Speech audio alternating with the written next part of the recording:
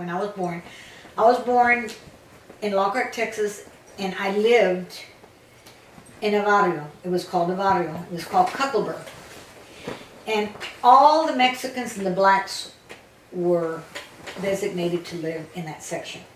Highway 183, South 183 ran right through it, and on the north side of 183 was the barrio Cuckelberg that was for the Mexicans and the blacks. And on the south side of 183 was for the Anglos. I went to an all-Mexican school. It was all segregated. Mexican school, it was called Navarro School. And then it was, we were not allowed to go into their theaters. There was a theater there in Lockhart called Baker Theater, but no blacks and Mexicans were allowed. But they had a theater for us down the street, and it was called the Pix Theater. And as a kid, that's where we went. And no restaurants. We couldn't go into any of the restaurants. We couldn't go to their swimming pools. There was a state park there, and this is another incident I have to share with you. We used to drive. My father used to take us out there by the state park, and I could see from a distance this beautiful pool, and then you could see the blue water. It was so pretty and pristine. And we just could look from a distance because we were not allowed to go in. So I remember, I must have been about 5 years old, because I remember that when I left the barrio, I started first grade, so I must have been 6 when I moved out of there. But when I got back home, my cousin Bertha and I were out playing, and my mother had in the backyard a little washroom, like a little shed, like a little lean-to, and she had this big old tubs, you know, where they wash their clothes with a scrub board and everything.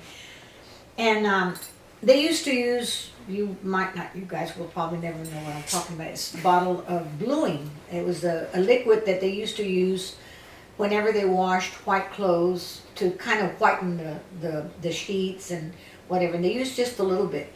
Well, I saw that bluing, and I thought, oh, I'm going to go pretend I'm in the state park. So we filled up this big old galvanized tub with water. I poured all that bluing in there, and then we sat down. We got into our underwear, because we were kids. Sat there and pretended that we were at the swimming pool, because it was blue.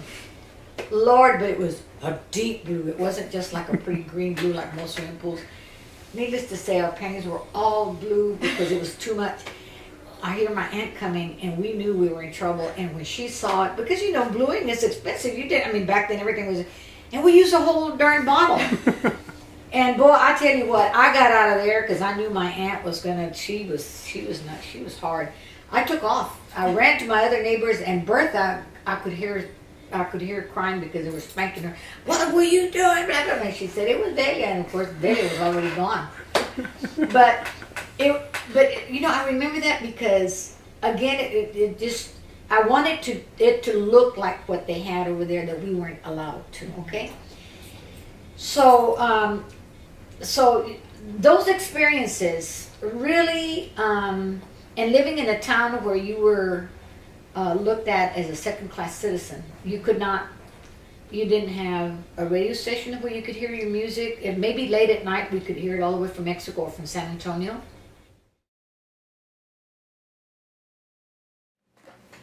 There was during that time of the Chicano movement, there was the Vista workers. There was which is the equivalent to the Peace Corps, but the Peace Corps was being sent abroad. That was by John F. Kennedy.